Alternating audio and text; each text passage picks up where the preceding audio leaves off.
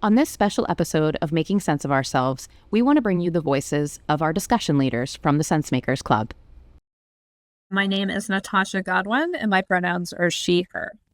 Why did you decide to become a leader at the Sensemakers Club? So for the last 3 years or so, I've been working in pretty much total isolation, working on a book, also working on building a software to help write the book. And I decided at a certain point that I needed to start sharing ideas with other people. So I actually ended up listening to this really interesting podcast from the Santa Fe Institute. They have a podcast called Complexity, and the president of the Santa Fe Institute introduced this framework for when you're ready to share an idea that he calls Mountain Monastery Metropolis. And the idea is that if you want to come up with really original ideas, you do need to be isolated from other people for a while, particularly if you're going through something hard like I was going through and you're really not interested in necessarily getting feedback from people at that time. But then you get to a certain point when you're kind of like drinking too much of your own Kool-Aid. And you need to kind of come down the mountain and actually find a small community of people who you can trust and start testing ideas with, getting feedback on your work. And then after that point, you're kind of ready to share it with other people, like the world. Tell us about your topic. What was the most recent discussion about? So I lead Making Sense of Change. And the whole idea of this is that we're going to explore different types of change, as well as different roles that you can play in change. So we're looking at change from the personal level to the social level, and also thinking about when you can create change, when you are managing change, when you should embrace it and you should resist it, and that kind of thing. So we're living in very volatile times. So I thought it would be a very interesting topic for people to get into. For our first discussion, we basically touched on how change happens. And I really wanted to focus more on the surprise events, or the type of change that comes from surprise disruption, more so than the type of change that you create, because I feel like there's already a bias among designers and engineers and other types of sense makers of thinking about creating change. But I think that the change that is most profound is the unexpected. So I wanted people's theories on how exactly that happens and what kinds of frameworks they use to make sense of it. What has surprised you about leading this topic? So within this session, I would say that the most surprising thing for me was learning that I learned this term called intentional change theory. And it was interesting to me because it's basically been the framework that I've used to kind of rebuild my life since a very disruptive event. I was surprised that I actually had already arrived at it myself, and that there's like this whole framework within psychology on treating people who have PTSD with this particular kind of framework. So that was surprising in a very good way.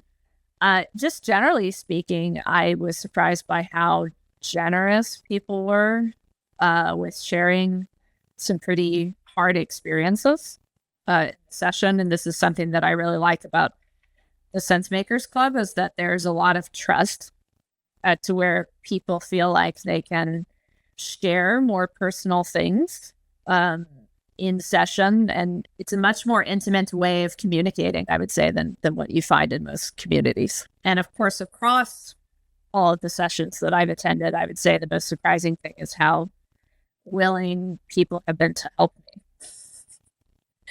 I haven't gotten a lot of kindness over the last couple of years, so I was very surprised by especially very, very seasoned people who don't need to give me their time at all, like taking time to talk to me about the project that I'm working on, or my career, or connecting me with someone they know about the job. That's been really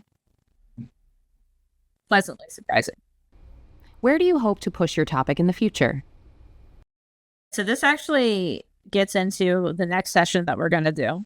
I wanted to have a nice contrast between theories of change and realities of change in the first session. So I just basically decided to do the next session on the actual realities of implementing change or dealing with change compared to what people have been reading about how it works. I would really like to do a series of workshops related to this. I kind of have it in the back of my mind. It's very poorly formed. And like I said, I already have a course designed around this particular topic.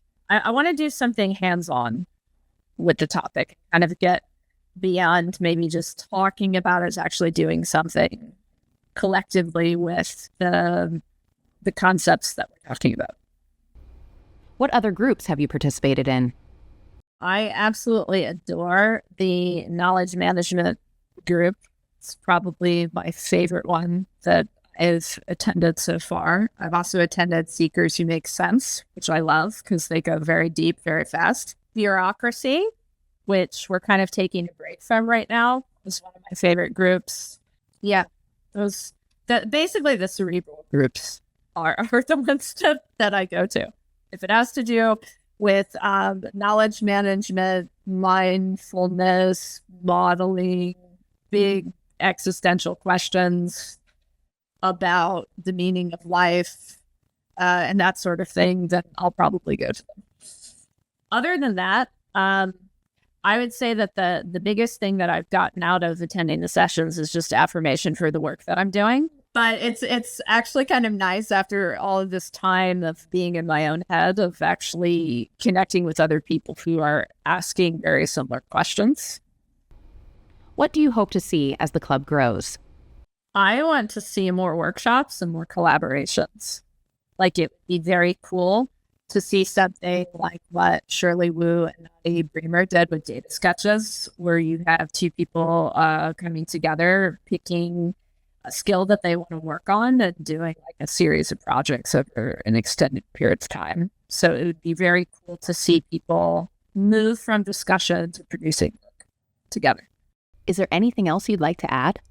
I would definitely tell people who are in the situation that I was in maybe 8 months ago, where they're coming out of a very long period of working on something and they're not ready to share it, that it's perfectly fine to just start out as a participant in something like this. Like, you don't have to come in as a leader. Just attend a few sessions and you'll actually find that the work that you're doing may get done a lot faster. Thanks for listening to this special episode of Making Sense of Ourself. We'll be in your feed once a month with longer episodes featuring myself, Abby Covert, and Alfia Lowe. And we're trying to do these episodes with discussion leaders on a fairly regular basis. Thanks for listening, and until next time, be clear.